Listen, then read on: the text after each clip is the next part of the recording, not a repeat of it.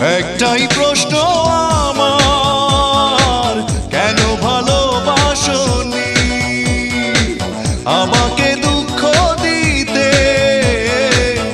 একটু কি তুমি ভাবনি এতটা কাঁদতে হবে?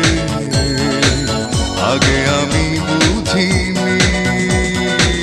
ও আমার সুস্মিতা, দিয়েছ যে কথা, সে কথা কেন রাখনি? একটাই প্রশ্ন আমার, কেন ভালোবাসনি আমাকে?